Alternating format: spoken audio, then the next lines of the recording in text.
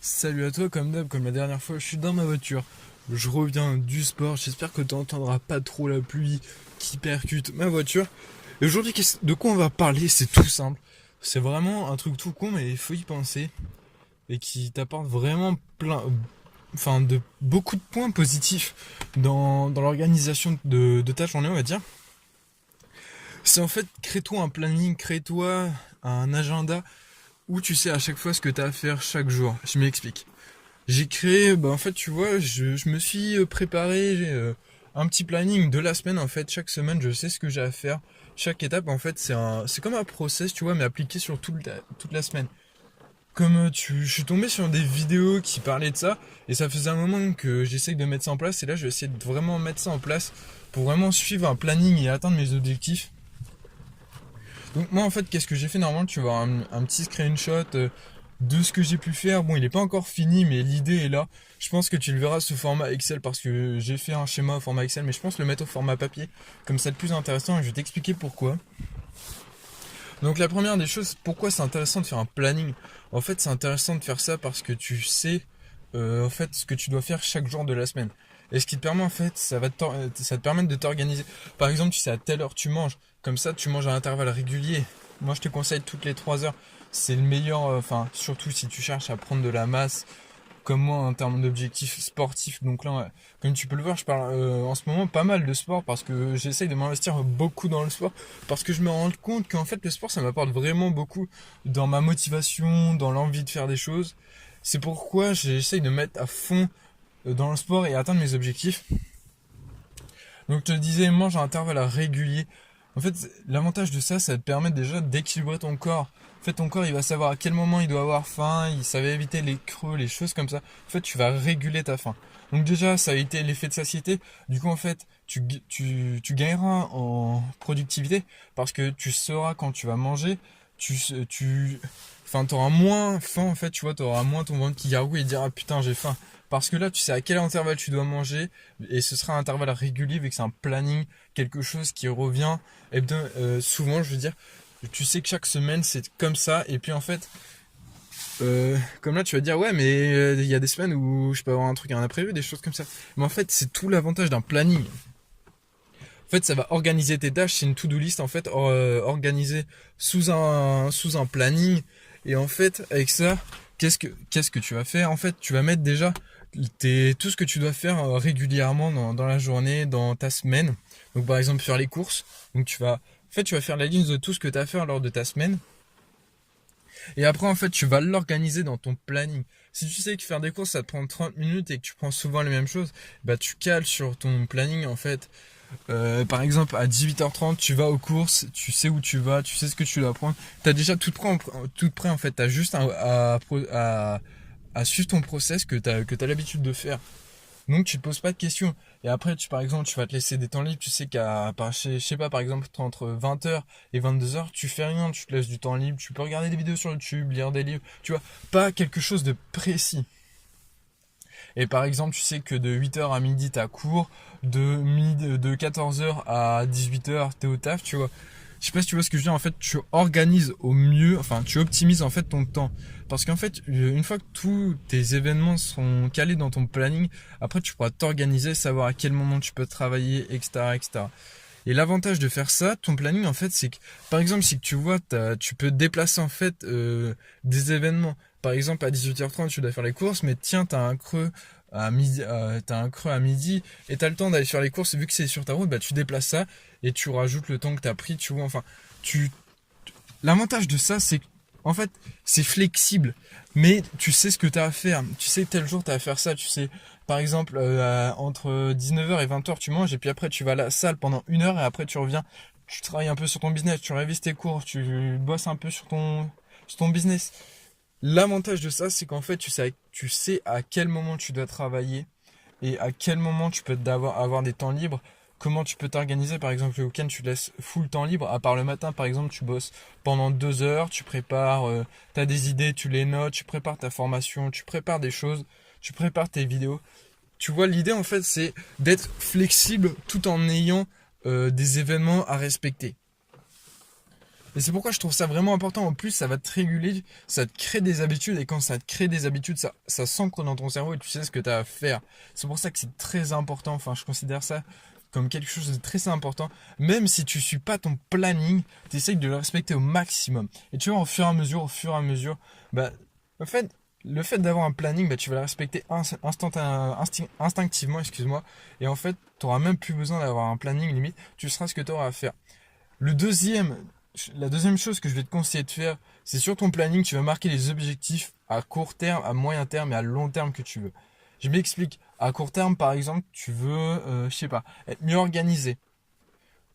En moyen terme, tu veux prendre. À moyen terme, par exemple, tu veux gagner 200 euros sur ton business, 200 euros par mois. À long terme, tu veux que ton business te permette de vivre. Ça, en gros, c'est mes objectifs. Bon, après, j'ai ajouté également des objectifs, on va dire sportifs. Par exemple, aller au sport pendant la semaine et le week-end, je fais pas de sport, je m'étire. Enfin, je me suis fait une routine vraiment orientée vers le sport, mes études et mon business. Je pense que ça va être intensif, mais je vais avoir des résultats et je vais obtenir les objectifs que je souhaite. Donc, je m'explique. À court terme, c'est genre des objectifs dans la semaine que tu veux. Par exemple, finir ton projet, finir ta formation, finir ce que tu as à faire comme cours, le travail que tu as effectué. Ça, c'est tes objectifs à court terme. Et à moyen terme, ça a des objectifs, par exemple, sur un mois, 2 mois, grand max. En fait, par exemple, ça va être de gagner 200 euros. Ça va être, par exemple, de monter plus vite tes vidéos, d'avoir des idées de formation, faire des formations, c'est plutôt des objectifs de vente, on va dire. Enfin, les objectifs à long terme, c'est plutôt quantitatif que qualitatif. Après, bien sûr, tu peux avoir des objectifs qualitatifs, mais là, à vrai dire, j'ai pas d'exemple. Excuse-moi. Et à long terme, c'est genre dans 1 ou 2 ans. Enfin, c'est pas exactement ça, mais moi, c'est ce que je te recommande de faire. Parce qu'en fait, normalement, à long terme, c'est 5 ans. Mais c'est difficile sur 5 ans de se donner un objectif parce que c'est trop large. Surtout sur Internet. Enfin, là, ça évolue tellement vite que tu peux pas donner un réel objectif long terme. Tu peux, mais ce serait inconscient parce que c'est tellement instable que tu peux pas prévoir, tu peux pas te donner un objectif fixe. Après, bien sûr, tu peux dire à long terme, donc jusqu'à 5 ans, c'est par exemple de vivre entièrement de mon contenu et que tout soit automatisé, bien sûr. Mais c'est un objectif. Bon, après, je sais que ça, c'est vraiment purement mon point de vue. Mais c'est dérisoire, tu peux pas te permettre de te donner ça comme objectif. Moi, je te conseille vraiment à long terme de te dire dans 1 ou 2 ans où t'en es. Dans 1 ou 2 ans, est-ce que tu vis de ton contenu? Est-ce que tes vidéos te permettent de vivre? Est-ce que tes sites de niche te permettent de vivre? Je sais pas. Moi, en tout cas, c'est mon objectif à long terme, c'est de pouvoir vivre de mon contenu. Enfin, de moins de toucher un revenu qui me permette de vivre, de payer mes charges, ma bouffe, mon logement, mes assurances, tout ça. Enfin, tu vois, je suis qu'étudiant, mais j'ai une voiture, j'ai un appart. Et en gros, mon objectif à long terme, donc 1 ou 2 ans, ce serait qu'en fait, je puisse payer les charges que mes parents payent. Tu vois, histoire.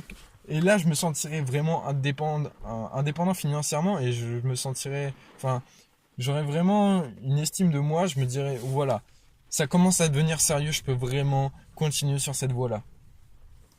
Et en fait, pourquoi c'est important de te mettre des objectifs comme ça sur ton planning? C'est en fait comme ton planning, tu vas le regarder chaque jour pour savoir ce que tu as à faire, quand tu peux faire ça, etc., etc. Et bien en fait, tu vas voir à chaque fois ton objectif. Et ça va rester dans ta tête. En fait, c'est important d'avoir, par exemple, de mettre dans ta chambre tes objectifs ou dans ton bureau pour savoir pourquoi tu viens ici, pourquoi tu te lèves, qu'est-ce que tu as à faire, pourquoi tu te lèves. Parce que dans 2 mois, tu veux faire 200 euros par mois. Parce que dans 1 an ou 2 ans, tu veux être indépendant financièrement, pouvoir payer toutes tes charges et vivre avec un petit revenu. Et puis par la suite, progresser, progresser. Ça, c'est très important. Et une visibilité de tes objectifs, de ce que tu as à faire chaque jour, pour te préparer mentalement et le matin que tu saches ce que tu as à faire. Moi, je t'expliquais un peu comment s'organise mon planning en fait. Déjà, je me réveille à 7 heures. à cette heure, en fait, qu'est-ce que je fais? Bah, je me fais des étirements parce que tu vois, je fais de la muscu, c'est super important de s'étirer. Déjà, même pour le bien-être, c'est super important d'être étiré quand t'es assis tout le temps, quand tu bouges pas.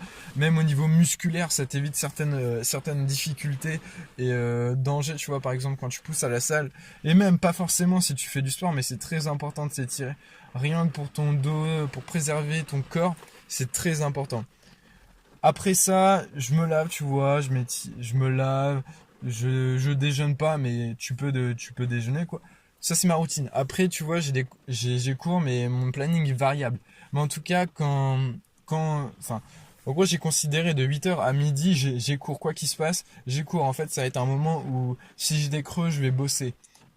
Puis après, je mange. Entre midi et 14h, je mange, j'ai une pause, je fais une sieste. Parce qu'en fait, la sieste, sinon je suis claqué en après-midi, je suis pas productif. Donc je préfère taper une sieste. Après, de 14 à 18, j'ai encore cours. Si j'ai une pause, enfin, si j'ai un cours d'annulé ou j'ai pas cours de l'après-midi, et bah, je bosse sur mes cours. Après le soir, je rentre bah, en général entre 18 et 19, je me laisse un temps libre. À 19h, je mange. À 20h, 20, entre 20h et 21h, tu vois, j'intervertis en fonction de comment je me sens, si je me sens fatigué ou pas. Et bah, je vais à la salle. Si je me sens fatigué, je fais une petite sieste ou je me prends une petite tisane, un petit booster, tu vois, histoire d'être requinqué et bien chaud à pousser. Une fois que j'ai fini ma séance, donc en général je reviens vers 22h, 22h30 grand max, et ben je me cale dans ma chambre, je lis un peu, je m'informe, je lis actuellement. Tout le monde n'a pas eu la chance de rater ses études et c'est très très intéressant. Par contre, prenez du recul. Comme je vous disais, quand je vous parlais du podcast d'influence, prenez du recul sur ce que vous lisez, c'est très important. Sinon, ça va vous manipuler. Bon, ça, c'est un autre sujet, mais je lis ce livre qui est franchement très intéressant et qui critique un peu le système éducatif actuel. Que ce soit français, enfin, le moyen éducatif actuel, tu vois, c'est pas forcément la France et les États-Unis, enfin, c'est en général tous les pays. Et donc je lis ça, et puis après je me couche, tu vois, donc je me couche vers 23h. Et en fait, l'avantage quand je fais ça, bah tu vois, je suis claqué à cause de la salle. Puis avant de me coucher, je lis, je m'informe, ça me donne des idées dans la nuit. Puis le lendemain matin, je me réveille, tu vois, je recommence ma routine, mais puis j'ai des idées, je les note. Après, je les développe dans la journée quand, bah, notamment le midi quand j'ai des temps libres. Et mon podcast, au final, il se fait après ma séance de sport. Donc oui, j'ai oublié de te le dire, mais après ma séance de sport, je me cale dans ma voiture. Je te parle parce que j'ai eu le temps d'y réfléchir pendant ma séance. Comme en fait le matin, j'ai déjà mon sujet de podcast, j'ai réfléchi la journée, je vais à la salle, je finis ma séance et je t'en parle. Et puis le week-end, en général, je m'accorde du temps libre. Donc oui, ce que je t'ai dit précédemment, ça s'applique pendant la semaine. Et puis le week-end, le matin en général, je travaille sur mon business et puis sur mes cours. Donc quand je dis je travaille sur mon business, c'est que genre j'ai des business passifs que j'essaye de faire fonctionner, puis je les mets à jour. Puis là, je vais pas tarder à préparer une formation. J'ai pas mal d'idées, mais sur quoi? C'est surtout ça, comme faut que je me positionne en fait. Il faut que je la prépare histoire qu'elle apporte vraiment de la valeur ajoutée. Et puis l'après-midi en général, j'ai full temps libre, je passe du temps avec ma famille, ma copine, mes potes, tu vois, je me laisse vraiment du temps libre. Et puis le soir, bah, je me cale devant un petit film, je révise un peu si j'ai des trucs à réviser. Et puis voilà, c'est ça en général. Tu vois, l'avantage du planning, c'est que, bah, en fait, tu sais déjà ce que tu fais tout en étant flexible. Enfin, faut pas non plus rester appliqué au planning et se dire ouais, faut que je suive absolument, sinon je vais jamais réussir. Non, tu peux bien sûr déroger de temps en temps de ton planning, mais faut pas que ce soit trop régulier, faut pas que ça te fasse échouer dans tes objectifs.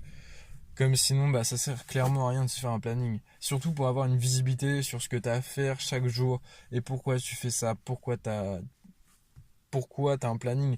Parce que tu as des objectifs et ces objectifs, ils sont marqués. Et c'est pour ça que tu utilises ce planning pour atteindre ces objectifs. Donc voilà, j'espère que ça t'aura plu et que tu vas te créer un petit planning. Du moins pas forcément complet, mais essaye de te faire un petit planning, histoire de... Au moins chaque jour, tu sais ce que tu as à faire quand tu te lèves ou quand tu vas dormir. Histoire que tu aies vraiment un process et que tu fasses pas, que tu glandes pas, tu vois. Comme moi, au final, si j'ai eu cette idée-là, c'est parce qu'à un moment, tu vois, j'ai genre un gros coup de flemme. Mais un putain de gros coup de flemme. Genre, aucune motivation, comme je te disais dans le précédent podcast. J'ai eu un gros coup de flemme. Genre, je faisais rien, tu vois, j'avançais pas dans le business. Et puis du jour au lendemain, je suis allé à la salle, je me suis forcé à faire les choses. Et puis ça allait mieux, tu vois. Gros coup, j'ai été reboosté. Tu vois, là, je viens de finir ma séance, j'ai pas fait une séance de ouf, tu vois. Mais j'y suis allé et je sais que ça m'a aidé à avancer dans mes objectifs. C'est pour ça que le planning, c'est important. Parce que même si t'as pas envie, tu dois le faire. Tu vois, même si tu as moyen de bosser sur ton business, tu le fais un minimum, tu le fais pas forcément à fond.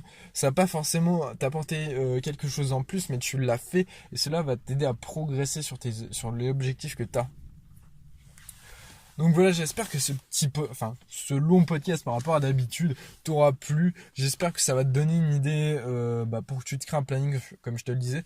Et mets-moi des screens dans les commentaires YouTube, je sais pas si c'est possible, ou MP-moi, ou trouve un moyen de me partager ton planning, ça va m'intéresser fortement.